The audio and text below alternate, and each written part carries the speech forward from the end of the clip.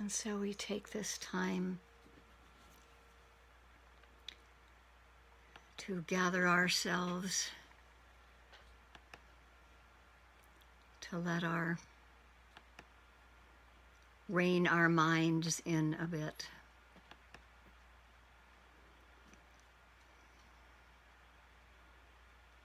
Welcoming those on Facebook, because I'm pressing the play button so that they can be with us during the meditation if anybody out there in the community is joining us.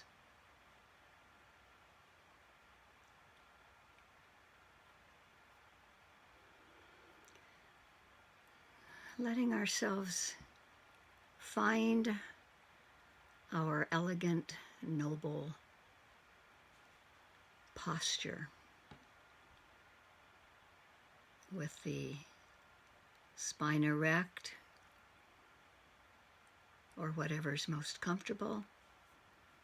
It's important to be comfortable in this practice.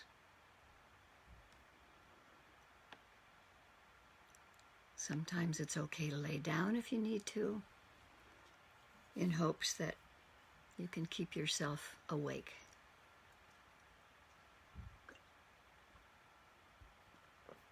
Letting the eyes gently close, or letting them look partially down with light coming in.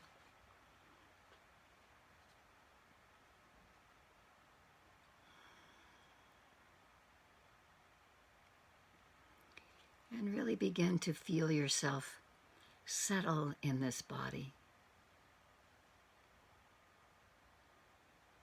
Settling into the body.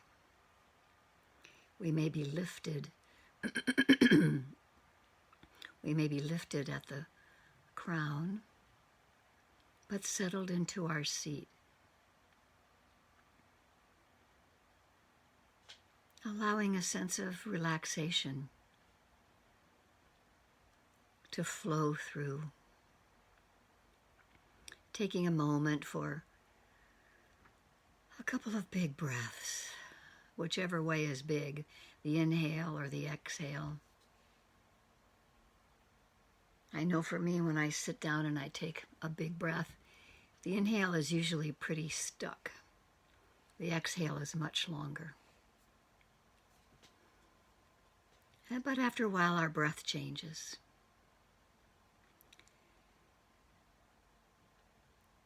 But we want to acknowledge being in this body and looking and seeing clearly what arises within this very body. Fathom-long body, all can be found if we look. And it helps us to look by relaxing and developing some concentration first.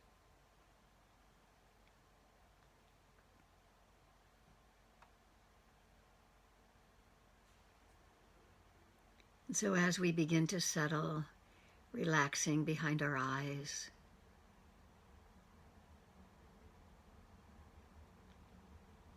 letting energy flow through the jaw, releasing and relaxing around the face and eyes and jaw. Noticing how we're holding the shoulders, and let the shoulders and the scapula relax behind your back like a waterfall flowing down your back. Let your shoulders freely hang.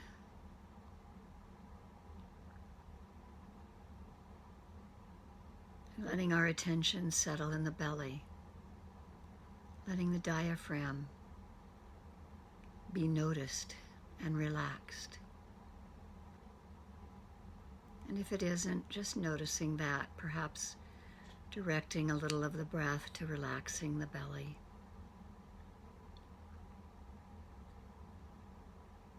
Letting ourselves settle in our seat.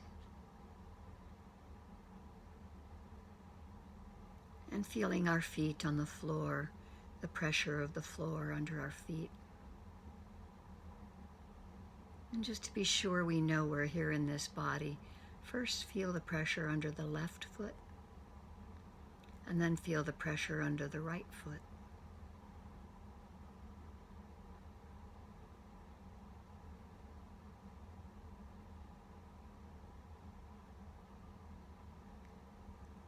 Taking a couple more breaths, letting relaxing energy flow through.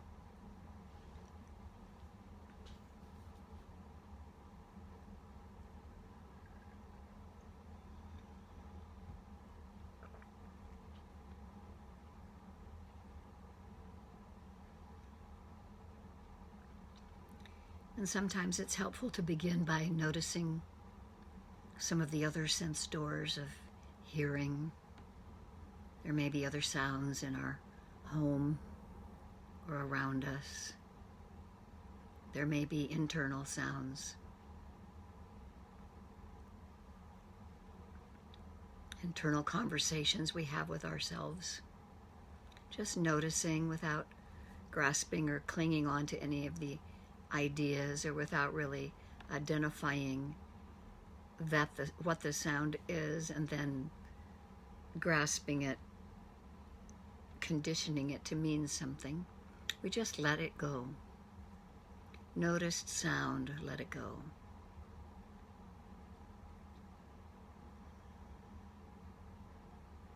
So this way the awareness, mindfulness and awareness can be flexible. It can notice hearing. It can notice internal seeing. It can notice thinking. It can notice touching, pressure of the buttocks on the chair, or the hands together, or the eyelids, or the lips. There can be a flexibility in our mindfulness practice to go to whatever sense door calls us.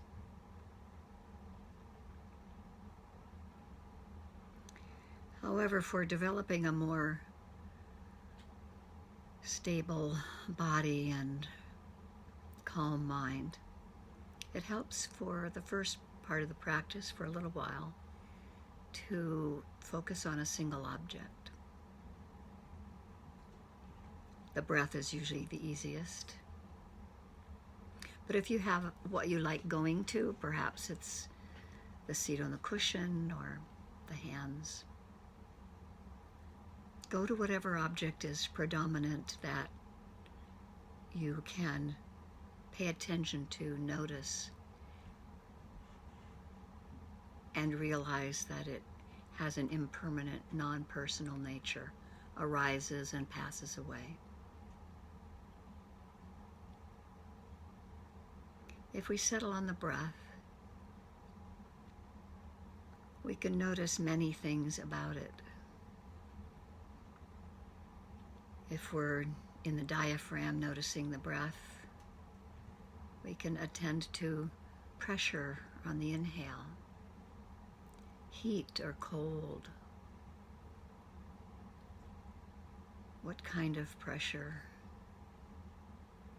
On the exhale, that pressure gets released. So with your own investigating and mindful attention, you find interest.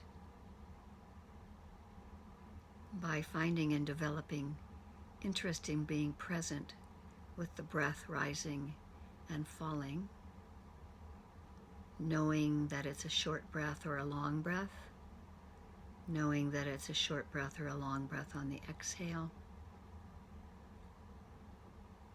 gives us a place to put our attention so that some of the hindrances, tiredness, sleepiness, anxiousness, restlessness,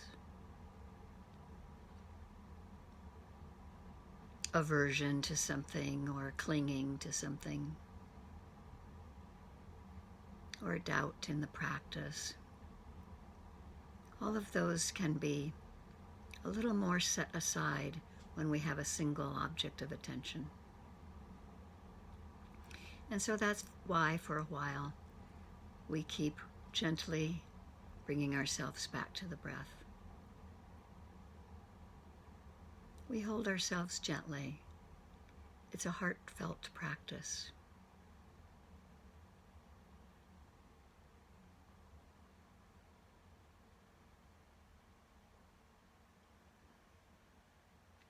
We're generous with ourselves for being here, for taking the time to join in Sangha. It's an interesting thing. We take the time to be together while we explore a place that is ours alone, our mind, our heart, our body. And we begin to see that even that we can't grasp onto or identify with. We can't make the breath breathe the way we want it to, but we can be with it. Find interest.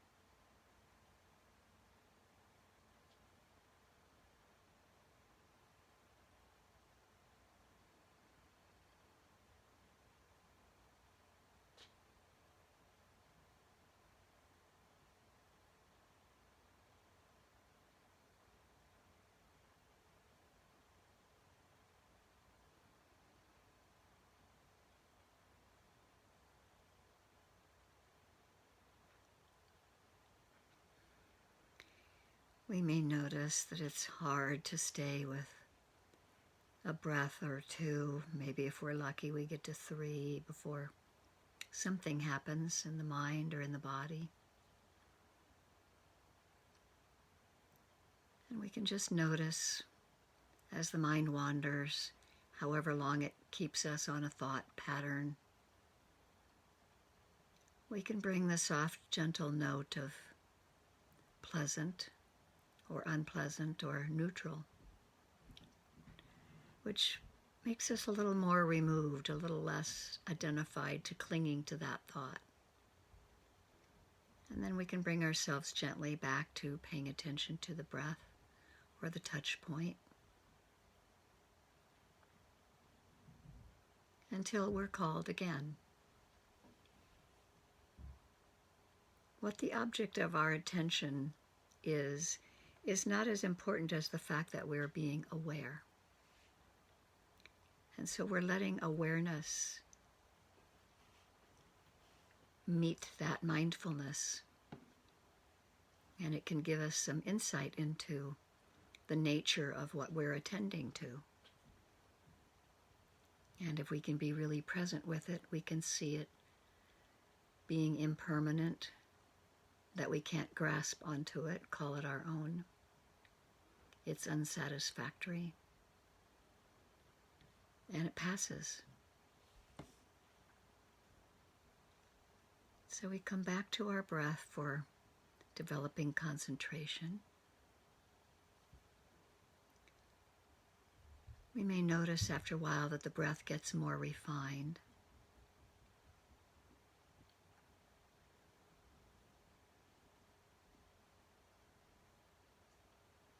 But there's no judgment about what's happening.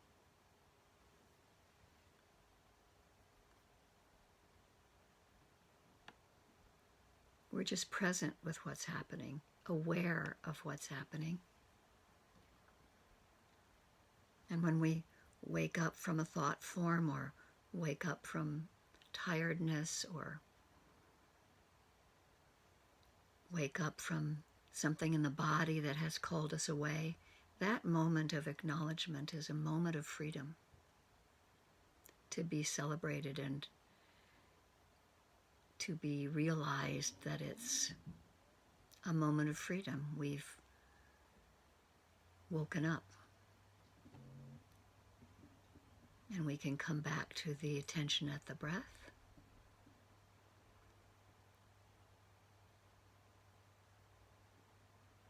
Sometimes we can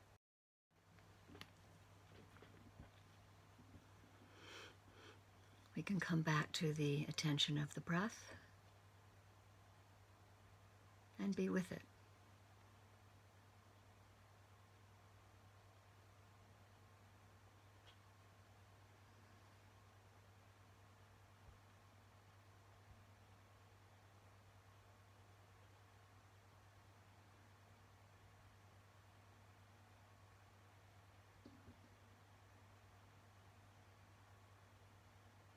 Noticing perhaps quick flow of thoughts flowing by like a river that we don't need to grasp onto. Thoughts without the thinker, as Mark Epstein says in his book. The thoughts are flowing on, empty phenomenon rolling on.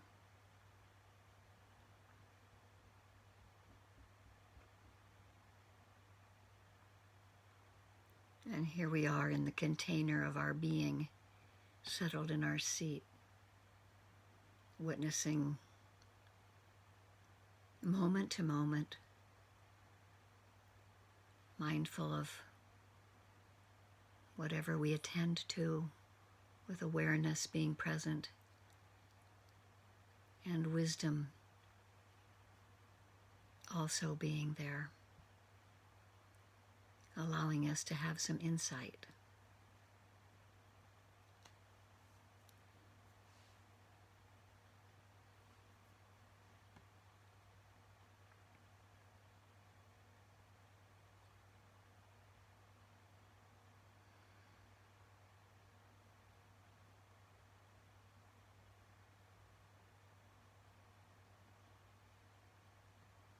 And as we sit, sometimes it's nice to even have a little smile on our face, a kind of joy, remembering the joy in the practice, that we are here with ourselves.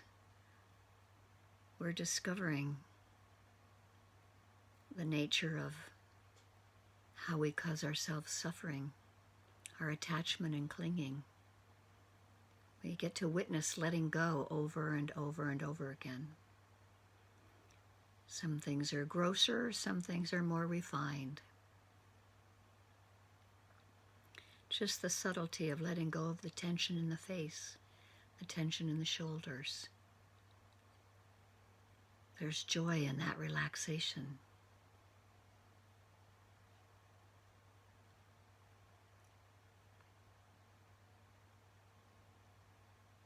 The joy in seeing sometimes how our thoughts keep coming around and torturing us over and over again with the same thing. But we're seeing that. We can see that. There's freedom. As the Buddha said, I see you, Mara. We can see ourselves struggling, hold ourselves with compassion, kindness. A kind of softness while we attend to moment to moment awareness, training ourselves in seeing clearly.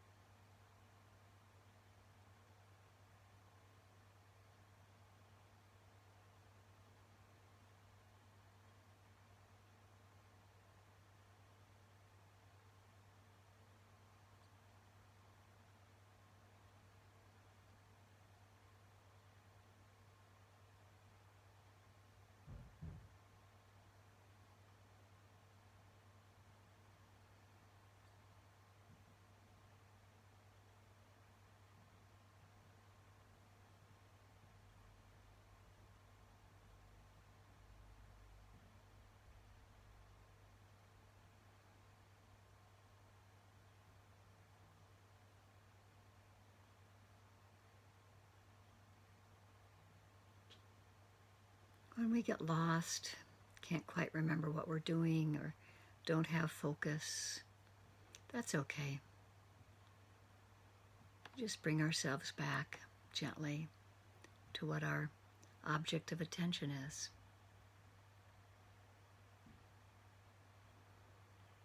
The breath, or maybe by now we've expanded to feeling the breath throughout the whole body. Sometimes we can have a broader awareness, a more open sky awareness, various clouds passing through. We can acknowledge when thinking arises and passes. We can acknowledge if there's pain or sensation in the body, arises and passes. Sometimes it doesn't pass so quickly. We can be with it for a while,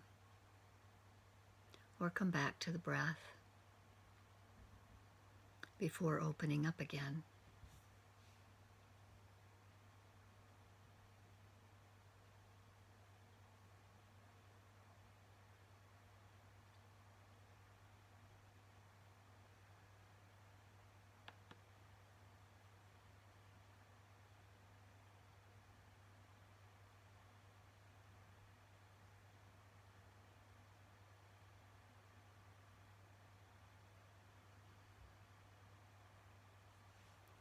So whatever object comes to our attention is the object that we're noticing. What's important is that the observing mind is working in the background, being aware of what's happening.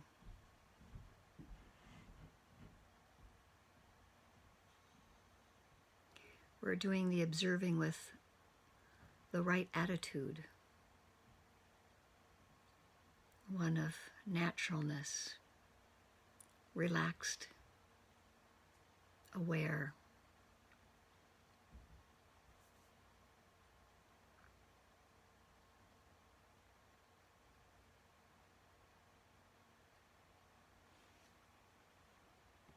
And as we notice the mind wandering, we just gently bring it back.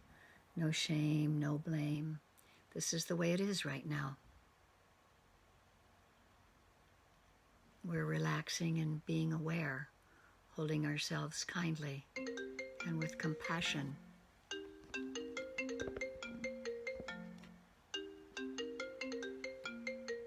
Well, there's the phone ringing, which I can't do much about. There we go.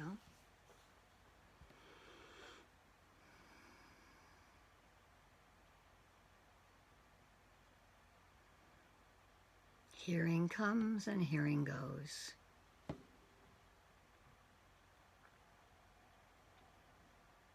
We can grasp at the sound and really notice what our preferences are by noticing whether it might be pleasant or unpleasant. Another opportunity of letting go.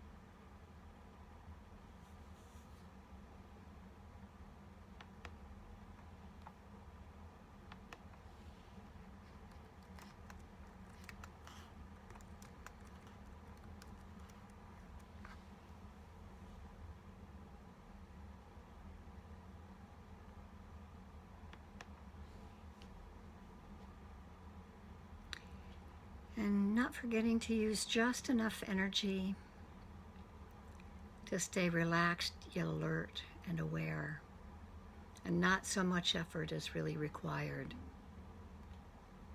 And it becomes enjoyable and pleasant and a more interesting experience to see what arises and passes without grasping or putting too much single-pointed effort into it.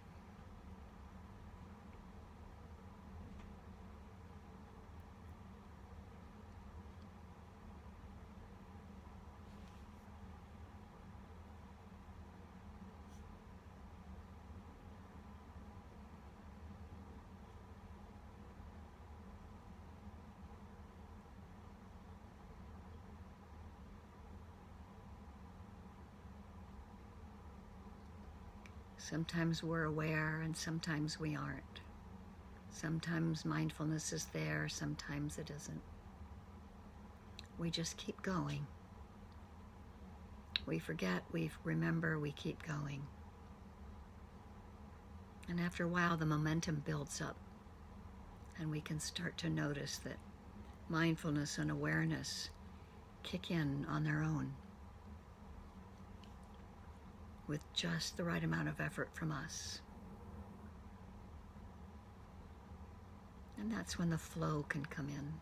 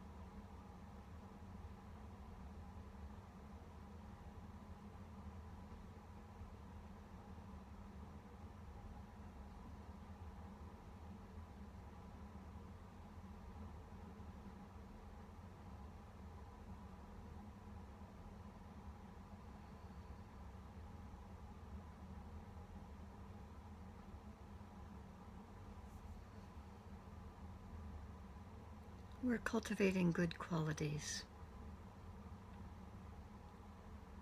Compassion, kindness,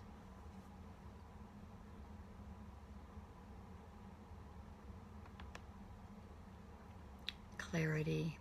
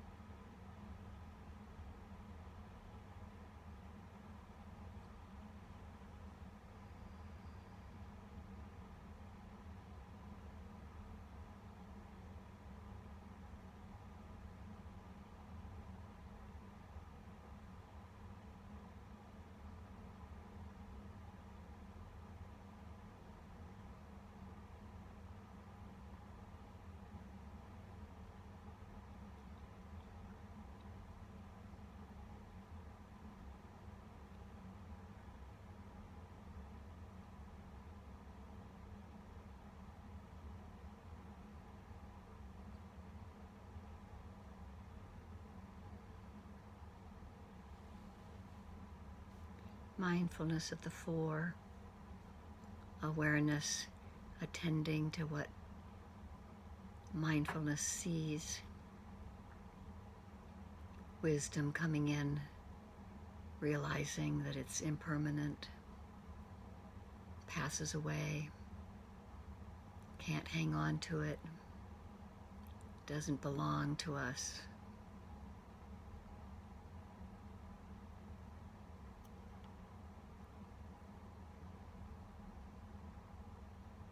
And depending on where we are in the practice, this might simply be acknowledging hindrances as they come and go. Or it may be acknowledging more refined states of mind.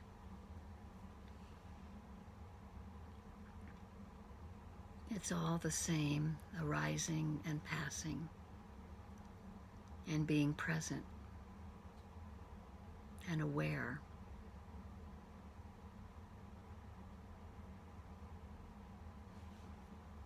Observing.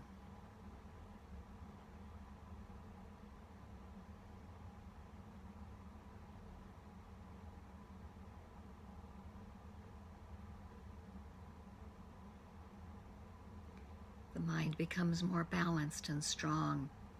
Awareness becomes natural, and wisdom is always available without a lot of effort.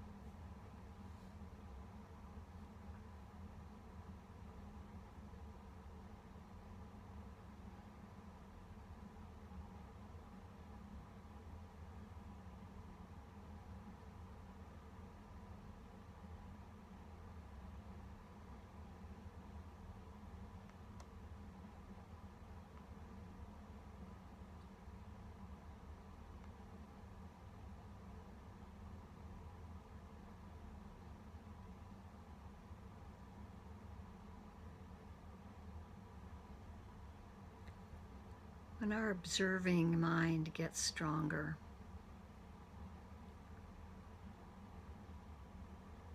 and awareness becomes more natural,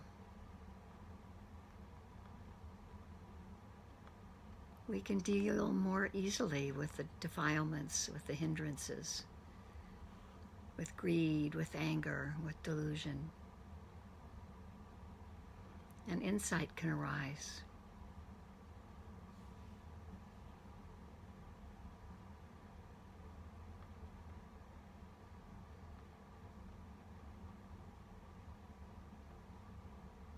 This has a big effect on our lives and our practice and the way that we view the world.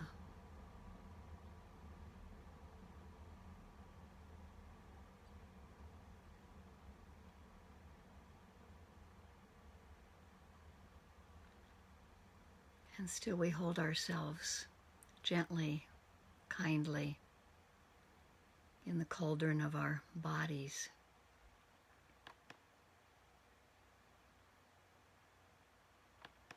Sitting here,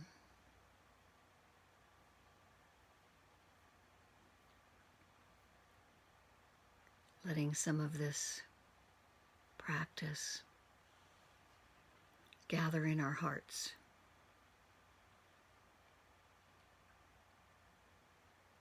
Letting some of this concentration or spaciousness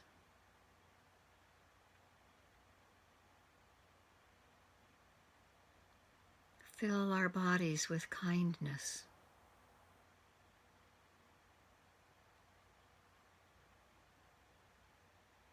Whatever that feels like for you.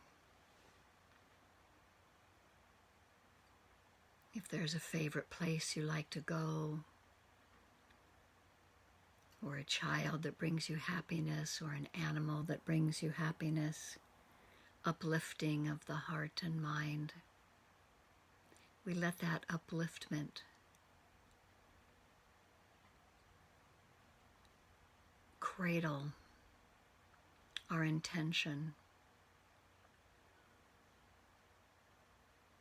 of goodwill, kindness to ourselves.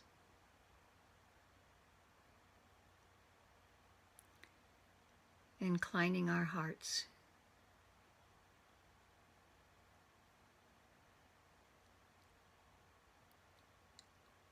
toward metta, that we may live peacefully and with ease.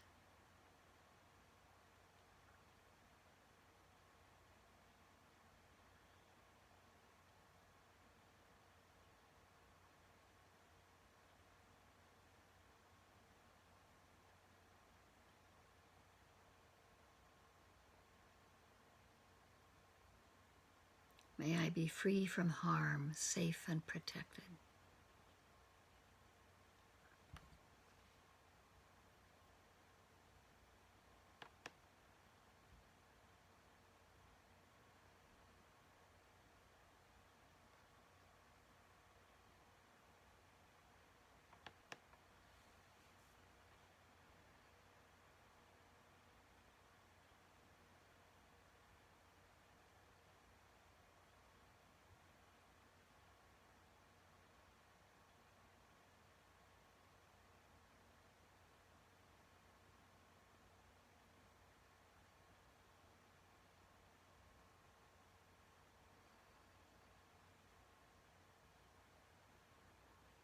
Allowing this spacious, healing, loving energy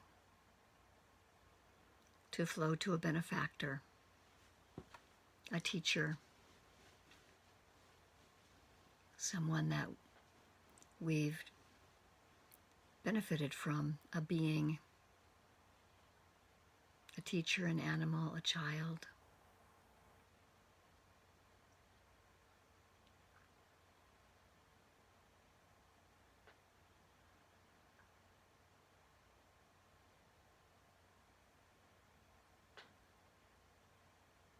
Wishing this person to be free from harm, have ease and well-being, be safe and protected.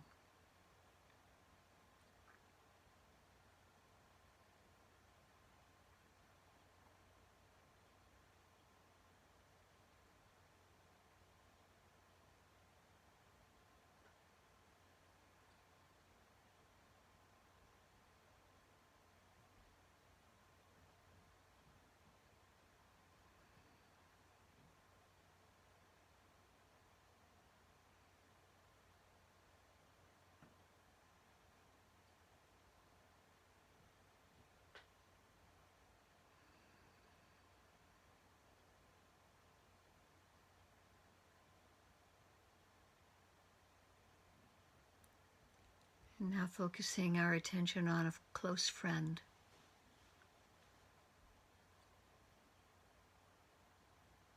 Someone for whom it's easy to feel kindness. Letting our heartfelt energy of kindness, compassion, metta, flow to this close friend. Seeing them happy and healthy and strong. Sending the intention of ease and well-being.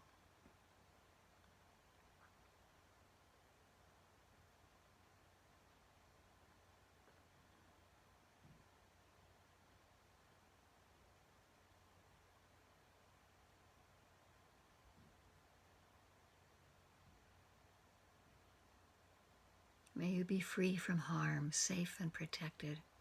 Have ease and well-being.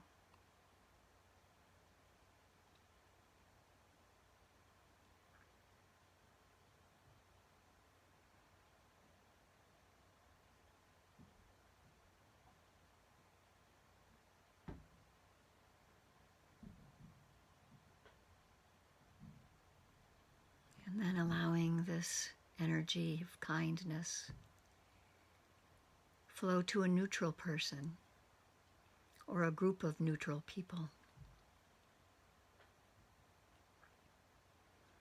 In these times, it's not hard to think of hospital workers, pharmacy workers, social workers, therapists, grocery deliverers, or there may be a single person that you saw recently. Allowing this kindness, knowing just as I wish to be happy, these people also wish to be happy. Letting this kindness that quivers in our hearts flow to those we don't know, neutral people.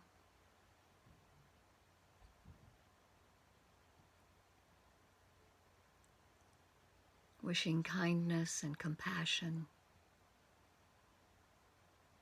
that they may be free from harm and safe and protected and have ease in their lives.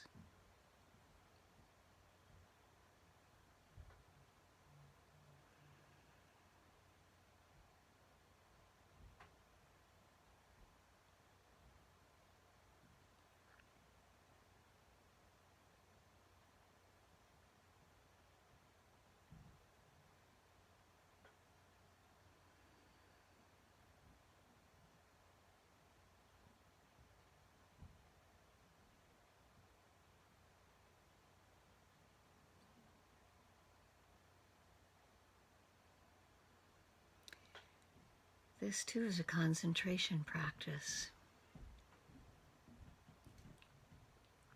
The hindrances don't usually arise when we're letting this kindness, this intention from our hearts flow to ourselves and others.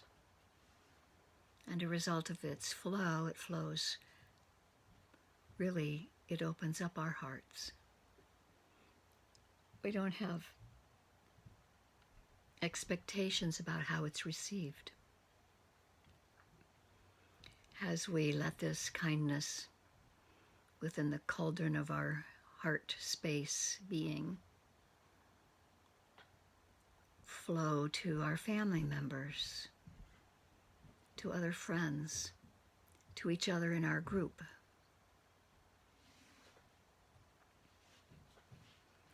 to our neighbors in our neighborhoods,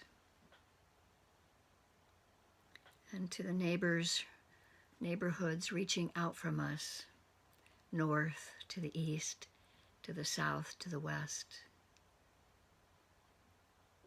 to reach all beings, those in pain, those in joy, those known and unknown, those that swim and crawl, walk, fly, above and below the earth.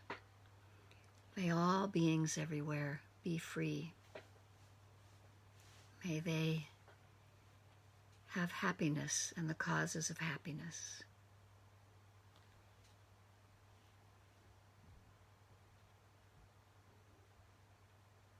Have ease and well-being.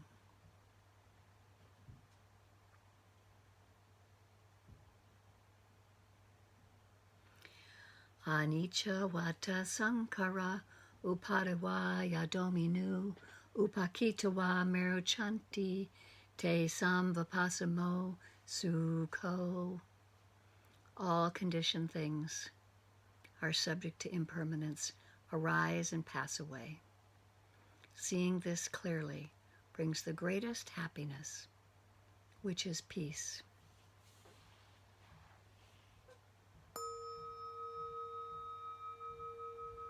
Letting the sound of the bell come to the ears,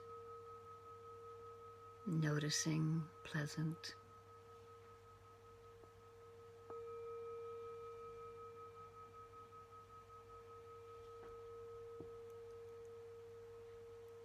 Allowing the eyes to gently open noticing what happens in the mind when our eyes open. And may we dedicate the merit of this practice to all sentient beings.